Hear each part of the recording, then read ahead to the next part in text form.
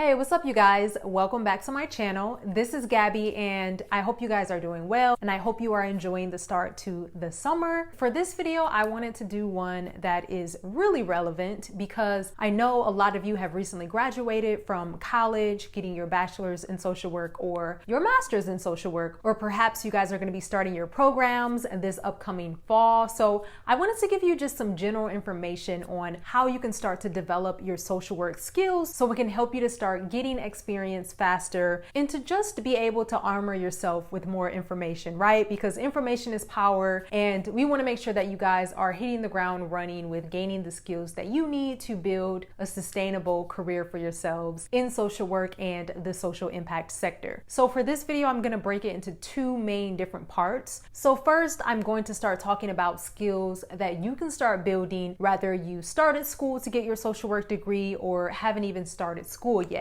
And second, I'm going to talk about some great entry-level social work jobs that you can be on the lookout for that will give you a lot of great experience, help you to build that expertise, and help you to gain confidence so that you can go after those roles that maybe align more with your overall passion in the social impact sector. So if you're interested in any of that or you think that would be helpful for you, let's jump right into this video. Okay, so first, a quick rundown on how you can start gaining that entry level experience even before you're ready to hit the job market. First, plain and simple, is getting those internship experiences. Sometimes people ask me questions under my videos and they haven't even started school to be a social worker yet, but they're kind of freaking out because they feel like they won't be able to get into a program or they won't be able to get a job once they graduate because they have no social work experience.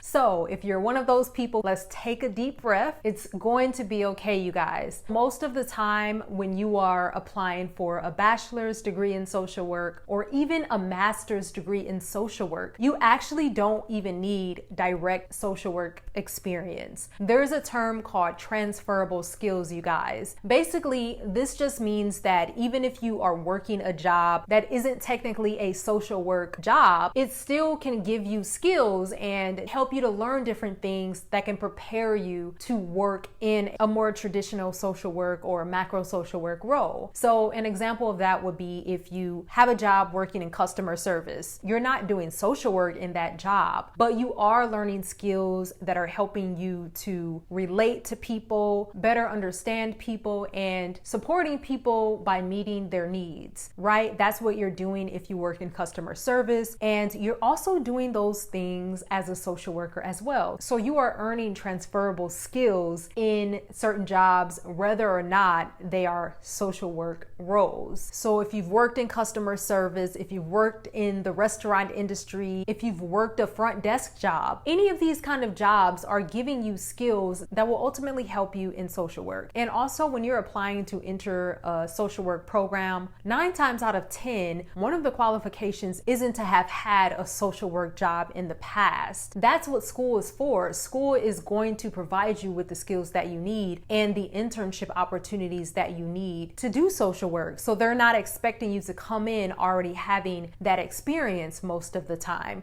Now, all programs are different and they have their own qualifications. So that's why sometimes when you ask me questions about getting into a social work program, I can't confidently answer because every program has their own expectations. But most of the time, you're not going to have worked a social work job before to enter into a program. Connecting the dots to what I just said. Once you get into your program, you will be required to gain internship experience. That is a core part of most social work programs, whether it is a bachelor's program or a master's program. The very next day after you graduate, you're going to be able to start looking for jobs because although you may not have full-time social work experience yet, you do have that internship experience, which you should feel confident about and that you should use to sell yourself. I feel like sometimes people take that experience for granted or they don't think it's enough to really get them a full-time social work job after they graduate, but it very much so is. Maybe having 20 hours a week of internship experience isn't going to allow you to get, a director role or an executive director role of a nonprofit, but it will help you to land some of those more entry level, or if you have a master's degree, even a mid-range role after you graduate. So please don't worry about that. The programs are helping you to get that experience that you need on your resume to get jobs later. And another way you can gain social work experience while you're still in school is by helping your professors with certain research projects or community projects that they may be doing. Now, this does take you going above and beyond and talking to your professors after class or visiting their office hours and inquiring about if there's something that they're doing that you can help out with, even if it's just 5-10 hours a week. That really does add up, and that's just something else that you can leverage when you're looking for a job later. So really taking it to the next level and helping out professors is something that most students don't do, but I have found that a lot of professors are really open to the idea of bringing students along if they're interested to do small tasks that can help to leverage a project or a research project forward. So definitely ask and just see what opportunities may be out there. Another way that you can start gaining experience in your program or even before your program is to just do some general volunteer work. I talk about this website a lot, but you can just go to idealist.org or another type of volunteer platform online to look for different volunteer opportunities that are in your area. Over time, those hours and those experiences add up, and it really helps you to get a clear understanding of the landscape in whatever area that you're volunteering in. So for example, I used to do volunteering in the education arena and like the mentorship/tutoring arena, and it really helped me to understand the different problems that youth were going through within the inner city and in the public school system. And it even helped me to do the work that I'm currently doing right now in more of the grant making space with youth programs. So even that little experience that you gain volunteering, it really is going to be helpful. So definitely get some volunteer experience. Sometimes even if you do get an internship opportunity through your school, it may not be one that totally aligns with what you're interested in, but maybe it's just the program that your school was able to get you in at that time, because all schools have different kind of partnerships, and maybe your school doesn't have a partnership with a youth development program, but you still want to gain experience in that area. So you could have an internship and then do some volunteer hours on the side to get you that experience that you need. Okay, so another really easy way to get some volunteer experience is to get it through a church. If you are a church member, or you're a part of any type of religious or spiritual group or congregation, this is a great way to get volunteer experience, because churches are always out there in the community giving back, helping to raise money for different causes. And some people may not be sure if they can use that experience on their application, on their resumes when they're looking for jobs or looking to enter into a social work program. But yes, that's all valid experience. It doesn't matter how you get it. It just matters that you have that background knowledge about how to work with nonprofits, how to raise money, how to work within the community. So please don't ignore those experiences that you may have gained within a church, because it all counts. And if you are a part of some kind of religious or spiritual community, but you aren't volunteering with them yet, just take some time to talk to other people in that community and see how you can get involved, because I guarantee you there's some type of way that they're connecting to the community and giving back. Also, there are a lot of people that start off in completely different career paths, but later they decide that they want to enter into social work, or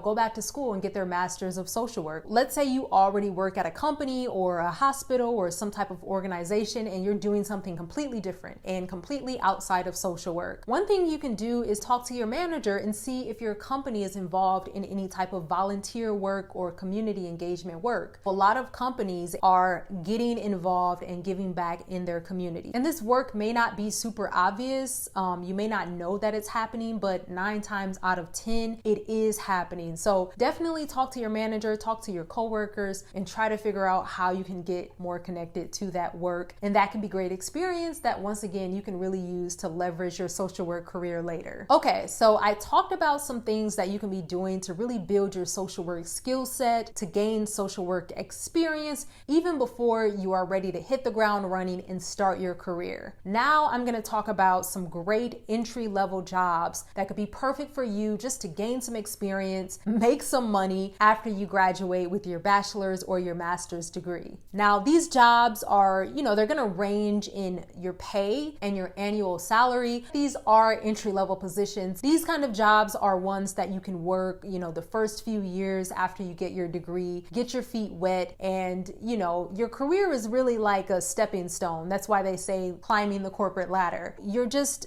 building on the past experiences that you've had. So one job that I know a lot of entry-level social workers tend to work in is being a program coordinator or a program support worker within a group home. In a lot of cities, there are organizations that, are really geared towards supporting, assisting, and nurturing kids who are no longer with their families for one reason or another, and they're taking care of them until they can be reconnected with their parents or until they get 18 and end up on their own. There are plenty of organizations like this that you can apply for, and these jobs are pretty entry level, maybe paying about 15 to 17 bucks an hour, and you just want something that's going to allow you to start gaining some experience and just bringing in some money in the meantime before you kind of get that dream role. This will be a great job, especially if you are interested in youth development work, because you're going to be working directly with youth. You're going to be supporting them in their development and their overall well-being, helping them out when they're having issues, being their support system, being that adult in their life that is going to help them to feel safe, secure, and cared for. So working within a group home as like a program coordinator or something like that would be an ideal entry-level position for folks interested in social work. Okay, so along the same lines, and this may be more interesting for people who are interested in like the clinical side of social work, being a therapist, having your LCSW, is being a behavioral intervention specialist or a behavioral health worker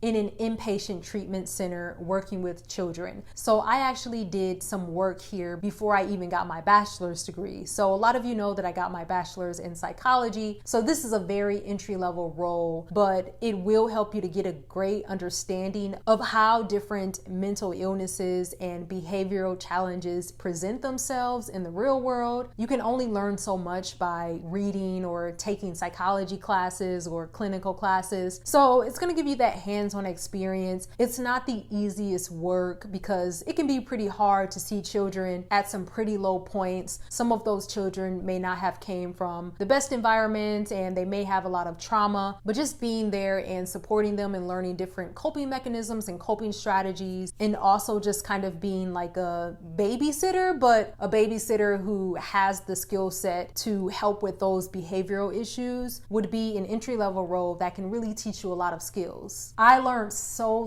much in this role, and it had its ups and downs. There were some times when the kids were in a super good mood and they were super happy and it was just like a real fun role, and then you had the other times when maybe they weren't in the best mood and you really had to work with them to calm them down, help them to feel more at peace. But being a behavioral health worker in an inpatient or even an outpatient treatment facility working with youth would be another great entry-level position. Also, if you're interested in the more macro side, being a community worker could be a great role as well. Now, this role is a little bit more general, but most likely you're going to be working in some type of neighborhood agency, community development corporation, or nonprofit, and you're going to be helping to identify community members who can benefit from the programs that you guys are doing. So you may not be the one that's implementing the programs, but you're connecting the dots between the community members and the programs. This is going to give you great experience and understanding of how a nonprofit or a community service organization operates. You're going to learn some of that admin side. You're going to learn how to do community engagement, marketing, working with different kinds of community members who may be having different sorts of struggles and issues. And you're going to learn about different solutions that can help folks having those issues. So being a community worker, once again, it is more of an entry-level position, but someone interested in macro, this would be a perfect fit for them. Another role could be doing youth work at some kind of community center, maybe like an after-school program or an education-focused program where you're helping youth with preparing for college or something like that. Oftentimes within public school systems, there are gaps. So there are a lot of youth programs that are out there to help to fill those gaps and just to add extra support for students who may live in at-risk neighborhoods. neighborhood. So doing youth work in one of these community centers would be another great entry-level role. All right, you guys, so I hope this video was helpful. I hope that it just gave you something different to think about and inspired you to start taking some more steps to getting some experience for your social work career. And just remember, even if you're working a role that isn't exactly like the role that you ultimately want to have, you're going to be gaining transferable skills that can help you and that you can leverage and market to later get the type of job that you want. So if you guys have any questions, please leave them in the comment section. Be sure to like this video if you liked it. Go ahead and subscribe if you haven't already. And I will talk to you guys in my next video.